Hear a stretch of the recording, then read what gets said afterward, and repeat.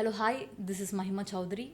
We are back yet again with another podcast episode, and today's topic is about myocardial infarction, which is also referred as heart attack in other medical terms.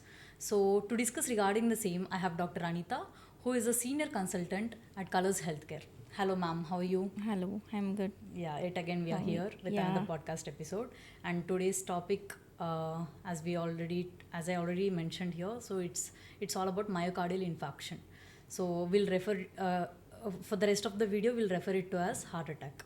So what according to you is heart attack? Like how do you define heart attack?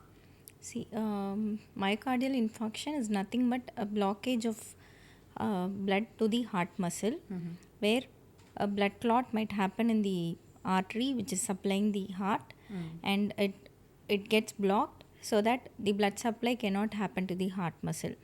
So the heart cannot receive the oxygen, The pump. and yes, of course, and it automatically dies. Yeah. This is what it happens in heart attack. So now that we have discussed about heart attack, I just want to know like what are the symptoms that causes heart attack?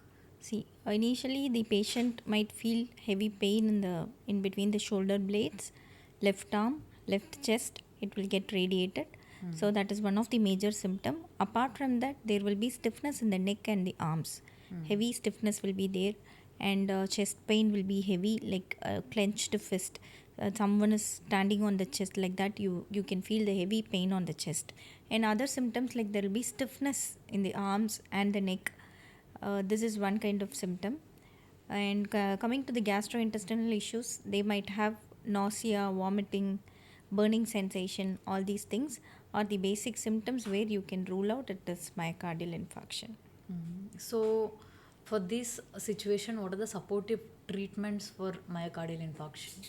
See, supportive treatments ranges from the basic lifestyle modification till surgical intervention. So there might be cardiac rehabilitation. You can go with medications, defibrillation therapy, and anticoagulants will help in myocardial infarction. And at the last stage, angioplasty has to be done. Otherwise, bypass surgery, open heart surgery has to be done. Okay. But how is obesity associated with heart attack? See, most of the obese individuals are prone to myocardial infarction Because of due to their excess weight. Yeah. And particularly when you see this fat blockage is in the arteries only.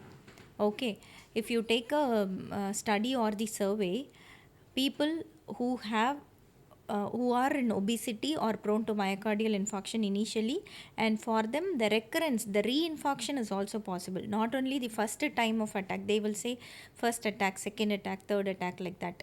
So the mild attack, if they are prone to mild attack, if they are continuing with obesity, not taking care of the health properly, they are prone to the reinfarction as well. Okay, but so how are obesity and coronary heart disease are correlated? Yes. See, obesity is related to all kind of heart disease. Particularly, it is correlated to this coronary heart disease. Why is it so? Because the excess fat which has been settled for obesity patients will block the coronary artery specifically.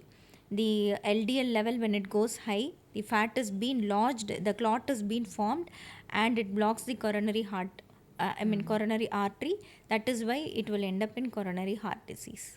Due to fat intake, we know that the fat intake will lead to heart disease. So what are the risk? Like how does fat increase the risk of heart disease? See, taking excessive fat will lead to the narrowing of the arteries.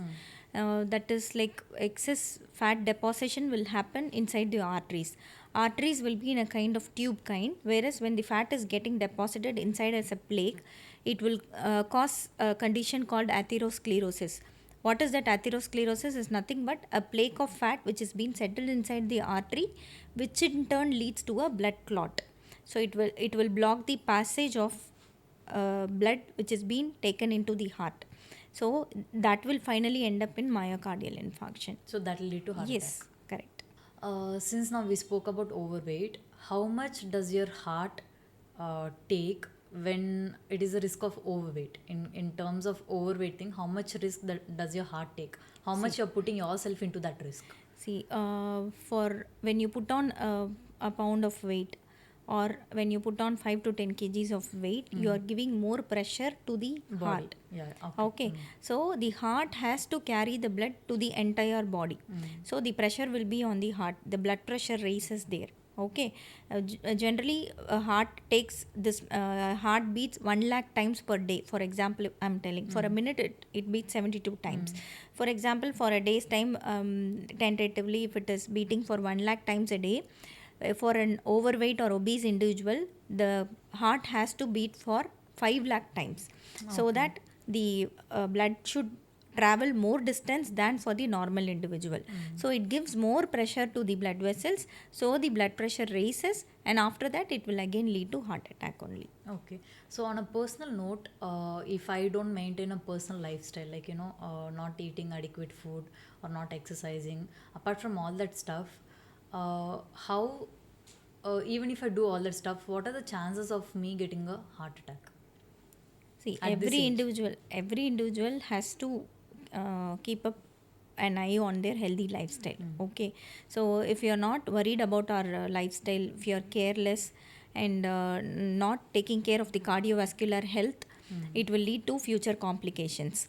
And nowadays, as we discussed earlier about LDL levels, when the LDL levels goes high, there are two chances. One is stroke, and other one is myocardial infarction. There will be a block in the artery, so it will lead. So we, to prevent all these things, majorly we have to take healthy food habits. We have to quit the excess consumption of alcohol, and avoiding the saturated food will help you to have a healthy lifestyle. So given a situation that I follow a rigorous healthy lifestyle, but I take on a lot of stress. So what are the chances now? See, when you take stress, obviously the blood pressure raises. Okay, so it is not directly associated with myocardial infarction. When you go with the stress, the food habits also matters. Only with the stress you will not get myocardial infarction. But when the blood pressure raises, the excess fat, if it's already there in your body, it will block, and that will in turn lead to heart attack. Okay, so now in obese people, we discussed that heart attacks majorly happen. Yes. So if I lose weight, what are the chances of not getting a heart attack? Yes, that is the major point where we have to discuss it here, because losing weight plays a major role to reverse myocardial infarction. Say for example, if a person get a first attack, they will tell a mild attack has Mild already attack, yeah. happened. So if for example 10% of the artery is being blocked, if you are doing regular exercise, if you are doing regular activity, if you are on the blood thinners, the blood circulation will improve. Yeah. And that time even the risk of getting a reinfarction can be prevented by having a healthy lifestyle, by losing a weight. Even 5 to 10% if you are losing your weight, So that's the reverse effect. yes, that will help you to prevent the heart attack in future as well. So now that we know that every single individual needs a good resting time, so I just want to know what is the good resting time for a people to maintain a healthy lifestyle. Generally, resting time should be around like 6 to 8 hours. You should have a peaceful sleep and quality sleep. And resting in the resting time, the heartbeat for a normal adult should range from 60 to 100 beats per minute. Okay. And the lower the heartbeat during resting time means a cardiovascular fitness is very good.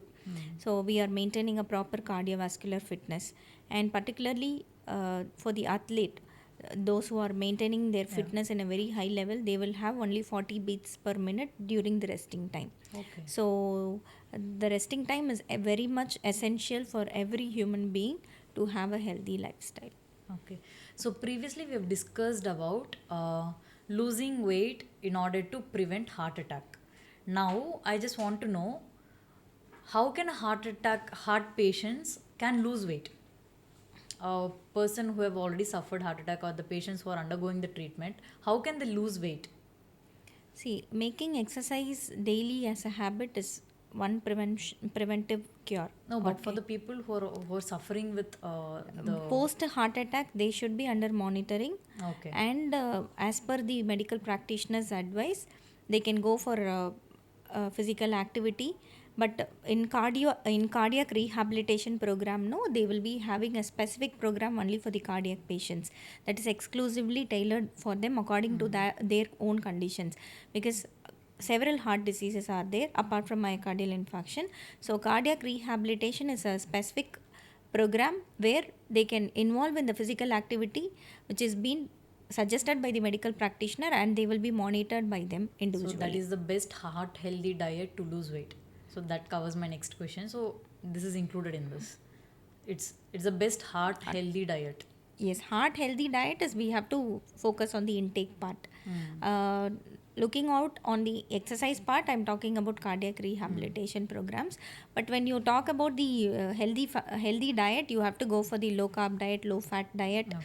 and we should avoid processed foods and even soups, pizza, burger, everything, sandwiches. The high protein and high fat diet has to be avoided. So weak heart means not taking proper proteins, carbohydrates, nutrients, vitamins, processed minerals, everything. So with all these cases, can I go to gym with a weak heart? Doing exercise is actually a healthier way. It will benefit the cardiovascular fitness basically, but without the advice of the medical practitioner, with a weak heart, a person shouldn't go to a gym. So if the medical practitioner, if a cardiologist or a cardiac surgeon advises you to do some gym activity or with the basic cardiac activity, cardio activity they can do. They cannot lift heavy weight. Strength training should be avoided for them, because we should not give much pressure to the cardiac muscle. Already the muscles are weak, so it needs more of energy to push the blood, to circulate the blood in your body. If the pressure is being given more, it will end up in again some other, it will deviate it to some other problem. So again, what are the kind of vitamins that you prefer, suggest for a patient to consume during this mean process? See, vegetables and fruits are advised all the time. It's all vitamin B12, D6, all this. Yes, green leafy vegetables you can go ahead, but we can customize the diet plan by the registered medical practitioner, that is a registered dietitian, so that they can follow up, they can stick on to the diet chart according to the dietitians. So what is the age group that you foresee, if it's in elderly people or if it's in adults or if it's the youth or the infants? I just have a personal doubt that do infants get heart attack? Do they suffer with that? If they have any congenital heart disease, that is from Hereditary. birth, not hereditary. Okay. Congenital is in the sense like during birth itself, those patients, that kids that infants will have hole in the heart. They will tell the hole in the heart, but actually there will be a deviation in the passage of the blood circulation, so that the AS, DVST, several conditions, that is separately a different topic. So in those conditions, even infants might get myocardial infarction because of the poor heart function. But generally, the age category which they are prone to myocardial infarction is 40 plus, because they are handling more stress, they are obese, and improper intake of food, much intake of alcohol and smoking. These are all the basic factors which influence the efficiency of myocardial infarction. So heart attack can be hereditary? It can be hereditary, but in very few cases, only 10 to 20% it can be hereditary, but the rest is because of the lifestyle what they are having now, and the habits of alcohol consumption might lead to myocardial infarction. Thank you so much, doctor. I think this was much needed information for the people who doesn't get time to go out to a clinic and consult a doctor upfront for their body functionings, or people who they might take it very easy because of it might be a small pain, so they would not know if it's a cardiac arrest. So maybe this podcast will reach to that certain type of audience and it will be helpful for them. So we'll be back again with another yet creative episode with Dr. Anitha again. So thank you so much for viewing. Thank you, doctor. Thank you.